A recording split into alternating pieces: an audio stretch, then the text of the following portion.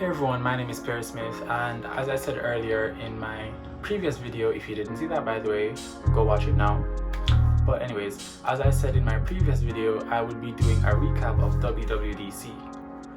So that just finished and that was really something. So when it comes to iOS, this video is just going to be broken down into iOS, then iPadOS, AirPods, watchOS, Home, macOS, Macs, and so on and so forth. So that's just like the structure of the video. I'm just doing this now to get it out there because I know a lot of people are going to want to see this soon. Anyways, in iOS, there was a redesign of how the user interface would be, particularly the home screen. So the home screen is kind of the same, but there are now widgets. So just like the same widgets, similar to the widgets that are already on the iPad, there are widgets there now. There's also something new called an app library, and that is essentially, it groups your apps. I'm just going to like read through the list because it's a lot of stuff. I'll go back and do another video after. But anyways, the app library is just a group of apps that's separated into various other groups so that you can find them easier, because they're groups automatically based on category or something along those lines. As I said, I'll go back and go through this later. iOS now has picture-in-picture support. So if you're on a FaceTime call watching something, picture-in-picture, so you can go about your day like you would on an iPad. Siri is redesigned. There's no more full-screen Siri. So gone are the days of asking Siri something and Siri takes up the entire screen now. Siri just stays at the bottom, minding Siri's business, and just answers what questions you may have. In messages, you can now pin conversations to the top of the list so that I can find them easier. There are new emoji styles, and stickers. Reading by the way. You can now mention people in groups so that you get notifications specifically when you're mentioned. So if you want to know who's talking to who, you could just add their name and then the mention would pop up so that they could get the notification better. You can now reply to messages directly, so they're inline replies, and you can now add a profile picture to the group. Apple Maps has guides now for shopping, food, etc. So if you're planning to go somewhere, Apple Maps now has guides that can help you to plan things out.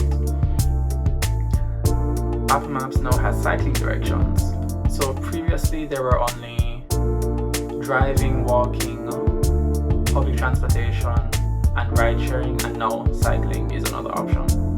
And it tells you if there are stairs, tells you if the elevation is there, if it's how much elevation there is. So if you may want to take a different route, if it's too difficult. It also lets you know if there are bike lanes, if they're available, and so on and so forth. There is also going to be EV routing for electric cars. It's going to also tell you about congested areas and green zones, and users in Beijing can enter their license plate so they know when they can enter the congested areas. CarPlay now has new wallpapers, parking, and new apps for parking, EV charging, and quick food ordering. Car keys, okay, this is an interesting one.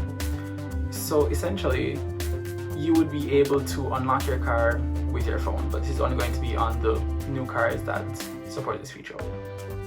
So you would just have your phone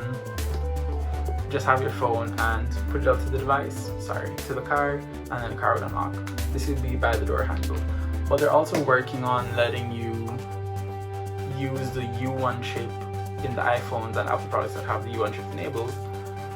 They would let you use the U1 chip to unlock the car and start the car without having to directly be right by the card reader. So you still have to be by the car, but you just don't have to be as precise as to where you put your phone. Okay. What else was there? You can share your car keys through messages. So if it's a shared car or someone else needs to borrow your car, you can just message the key to them. And it can be a restricted key. So like, let's say you have kids and you don't want them to be driving up and down all day long. You can just restrict the key to say, okay, this time, whatever the restrictions that are there, you can just restrict the key. And it will kind of work like Apple Pay does, in the sense that you have to authenticate it before you can share the key, and it's stored in a secured part of your phone. App clips. Okay, this one is interesting. So app clips are essentially like mini apps in a sense. So it's kind of like, no, let's say it's like a demo of the app in a sense. So like you can preview certain parts of the app before actually downloading the app, and then you can decide, hey, I like this, let's download the app. And it can also work in useful places, in other use cases, like let's say you go to the store and you want to buy something. If something has an app clip logo on it, you can just scan it or tap it, and then app clip would open up. You could just purchase it and go about your day. Like that's just one of the use cases of it. There were others mentioned before, but as I said, I'm going to do another video talking about everything in detail. But app clips are essentially like mini apps that don't need to be downloaded to your phone. They can be accessed on the web, they can be accessed in places like parks, and they all have to take up less than 10 megabytes, so they're extremely small, so they're not going to take up a lot of space. Alright, app clips. There's a new translation app which would also allow for conversational translations. So if I'm talking to someone that speaks another language, the phone will be able to translate back and forth between the two languages. And it will be available offline, so that you don't have to worry about your conversations being recorded and sent off to some cloud. So you'll be able to access it online. They're also going to get rid of the issue, well, it's not an issue, but you know when you get a call and the entire screen just goes, like you gotta answer that call? Yeah, they're getting rid of that. So now you'll be able to, you'll just get the call as a notification, and then you can decide whether or not you want to answer the call, flip it up if you don't answer it, tap it and answer it. So it's a lot less intrusive than before. And as I said, the home screen was redesigned. So iPadOS now. Those same widgets as I mentioned before in iOS, they carry over to iPadOS. They also have a sidebar now. The sidebar was already there in certain apps like Notes and Files. It was kind of there, but now they're really pushing it further. So it's like the sidebar in macOS apps. So all the controls are to the side, so that you can take more control of what you need to do when you need to do it. Yeah. Have you ever listened to a song in the music app and then the lyrics are just to like one side? Like the lyrics are just over here, so it's to the corner, and like the controls are here and like you can't really do anything. Now with iPadOS 14, this side would just be the controls, play, pause, stop the song, and then this side would be for lyrics. So you'd have that full screen view available now. Alright. As I said, the compact Siri is coming over to iPadOS as well. And the minimized incoming call like notification would apply to iPadOS as well. There's going to be a new compact search. So instead of the existing search where it would take up the entire screen, it would be more like Spotlight search on macOS. Because Spotlight search just pops up a little bar in the screen, and then you can search for anything that you want. But currently the search just takes up the entire screen, and then a lot of times that can cause you to lose focus on what you're really looking for. So that's a new thing that's really good. Apple Pencil. Scribble. You can handwrite into any field now. So if you go into Safari, you can just take the Apple Pencil and just scribble, and then Safari will automatically translate that to text, and then you'll be good. And they also have improved handwriting recognition. And if you're drawing shapes in like, let's say, Notes, when you're drawing the shape, if you know it's not like the straightest shape, you can hold the shape, you can hold the Apple Pencil at the end of the shape, and then it will just iPadOS will figure out which shape you're trying to draw, and then it will draw the straight lines with the same size, the same color, same dimensions. It'll just be straight, like as if you use a ruler or something along those lines. AirPods. So AirPods have a cool new feature coming in fall, and that's automatic switching between devices. So if you're on your iPad, or you're playing a game on your iPad and then you switch over to your phone, the AirPods will automatically detect that you switched from one device to the other and connect from this device to the other device. There's also going to be spatial audio for AirPods Pro. There we go. And this would not apply to the first gen or the second gen AirPods, only the AirPod Pros. The AirPods Pro. You get me? So essentially, what would happen is that when you have your device, it takes into account where the device is and where the AirPod Pros are. So when you turn your head, the sound, based on the accelerometer in the AirPods, the sound would kind of move with your head. So now the front, like let's say someone's in front of the screen and the sound is coming from here. When you turn, the sound is still going to be coming from here. It's not going to turn with you like with normal AirPods, with normal headphones. So that's good. WatchOS. So now you can have multiple complications from the same app on the same watch face.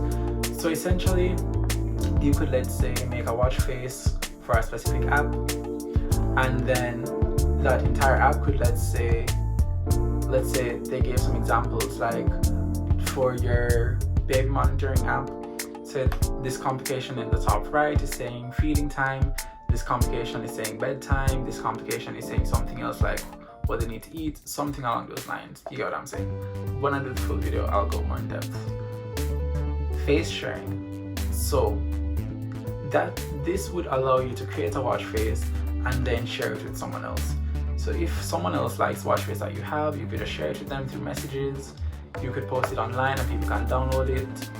And I believe you can also go through a gallery and download faces as well, watch faces. There are now rich complications which would essentially fill the screen, but they'll be able to do more. Maps, the same thing with the cycling directions, bike lanes, if it's busy, stairs, all of that's going there as well. Workouts, I believe dance is already in the WatchOS app, in the Workouts app, but they're putting more emphasis on it, so it can better judge the type of exercise that you're doing and better determine the amount of calories that you're burning. The activity app is no longer activity. It has been redesigned and it is now the fitness app. And the Apple Watch will now have sleep tracking. So you will have wind down about 45 minutes. That was just based on what they showed at the event. So let's say your bedtime is 10 p.m. You'd have wind down at 9:15, and then the screen would dim and you'd have special wind down shortcuts, like let's say a meditation app, a bedtime playlist, something along those lines, and the watch would dim as well, so that you wouldn't, when it's in sleep mode, when you raise your watch, it wouldn't wake up. You'd have to tap the watch for it to wake up. And when it does, it would be a simple watch face with just the time and the alarm, so you know what time you're going to wake up, or you should wake up. Alright. There's also automatic detection for hand washing.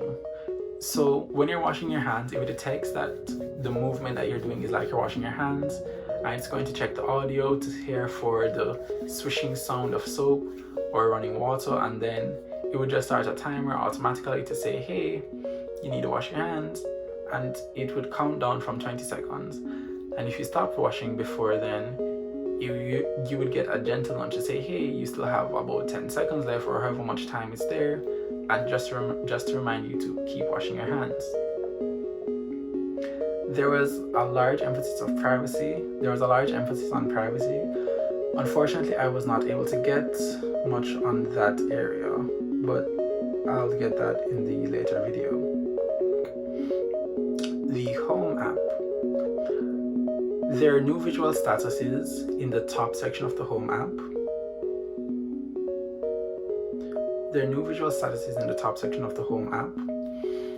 So where you would normally just have the words and like it's kind of boring, it's a more dynamic look now. There's also facial recognition. So using the faces that are in your the faces that are in your photos, the cameras will be able to determine who is there, and then you get a notification on your HomePod. It would say, for example, Paris is at the door. And you could also view this from the Apple TV. And you could also just open up any camera from the Apple TV as well. And you could watch it full screen. Picture-in-picture across the entire Apple TV experience is now going to be Picture-in-picture will now be fully supported all across the Apple TV, so that you can have a full immersive experience, even when you're airplaying content, when you're watching something, or just want to do multiple things at the same time. And speaking of airplay, you will now be able to airplay 4K content at the full 4K resolution. There's also going to be support for the Xbox Adaptive Controller. Now, macOS. The macOS for this year is macOS Big Sur, and that it's a completely new design. So it's going for a more, I'd say, simple look, kinda, I guess, because it's not as it's a more toned down kind of macOS, but it still works. It still works. It's also going to have widgets as well, like in iPadOS and iOS. In Messages, you would be able to pin conversations as well. You now have message effects. You now have the same group enhancements as mentioned before, such as the mentions and the inline replies. You'd also be able to search through your messages, so you could just enter the search bar and enter whatever you're looking for and be able to find it quicker. And the photo picker has also been enhanced. The maps would have support for indoor maps like airports, so you can find which gate you need to get to, see the progress of friends that share the location with you. So if someone is on their way to you and they shared their ETA, you'd be able to track their progress and see where they are while they're on their way to you, or wherever it is it may be. So Mac Catalyst has been used to bring over apps such as Maps and Messages, which are the two I just spoke of a while ago. Safari has been updated because now you'll be able to get privacy reports for any website that you visit, so you can see what information is being used, what information they're taking, and they're just like letting you know before, well, it's not before because you're on the website, but speak of before. One thing I forgot to mention is that, you know how you have like nutrition facts on like the back of food boxes? Apple's going to be implementing that in the App Store, but it'll be for privacy, so that before you even download the app, it's going to tell you all the things that is all the information that the developer or the application will get from you. So you can know, hey, I want to download this, I understand the risks, or hey, I probably shouldn't download this. So you can know how much, and if it's too much, you can act accordingly. So that's the thing with Safari as well. Extensions, I believe extensions were there before, but now they're more extensions, and you'll be able to find extensions in the Mac App Store as well. The other thing with the extensions is that developers will be able to port over the extensions that they have from other browsers such as Chrome, and the extensions normally would have access to everything that you do, but you can say whether or not how much access you want the extension to have. So you can say allow for 1 day, allow for every site, or allow for this site only. So you can customize the start page. So instead of having the boring bland start page with your favorites, you could now add a custom background, whether it's from the background/wallpapers that Apple has provided, or using one of your own images. And you can also adjust what shows on the start page, whether it's favorites, reading list, iCloud tabs, Siri suggestions, so on and so forth. The tabs, they have been redesigned as well, and it's kind of going for a more bubbly look. As I said, macOS Big Sur has a more bubbly look. All the app icons have been redesigned, so that's just something to like. It doesn't matter because if you install it, you're gonna get it. So yeah, you can hover over tabs to view a preview of the tab. So if you have too many tabs open, if you hover over a tab, a preview will show below it, so you can know if that's the site that you're looking for. So, alright, this is the big thing now. Apple has been working on, and they're now ready to announce the Apple silicon-based Macs. So instead of using Intel processors, they would now use Apple-made Apple silicon processors. So this would enable the Mac to be faster, more energy efficient, to have better performance, because if Apple makes the hardware and the software, they'll be able to optimize it better. It already supports Microsoft apps and Apple apps, and it would already support pre-existing apps, even if pre-existing Intel-based apps, even if they weren't ported over by the developer, using Apple's, I'm not sure if Apple made it, but using Rosetta 2, because that's what was used when they transitioned from, I believe, the PowerBook to Intel, and now they're using it from Intel to Apple Silicon. But this is Rosetta 2. And it also supports iPhone and iPad apps right off the bat. So any app that you see on the App Store for your phone or your iPad, you can download it on your Mac. But obviously this is for when macOS Big Sur is released.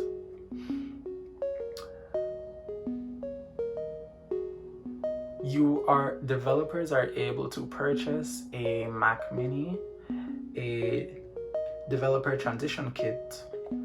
I believe was it today or this week. They could purchase it soon, so that they could get hands-on experience with the silicon-based Apple silicon-based Macs.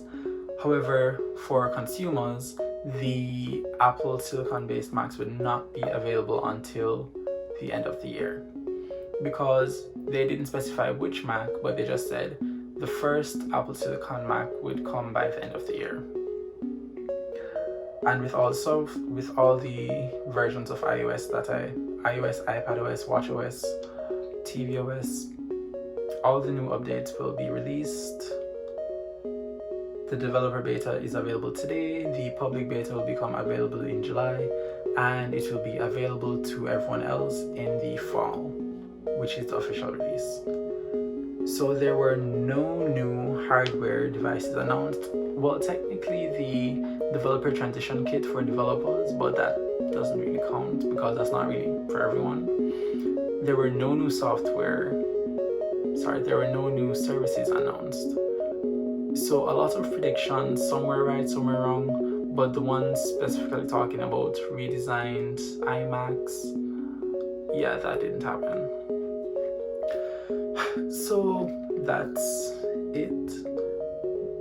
This has been a little while. I don't even know how long that's been, but that's the quick recap on WWDC 20 for 2020. So please remember to like, comment, and subscribe. Comment any suggestions that you have down below, and I will see you all next time. Alright, bye.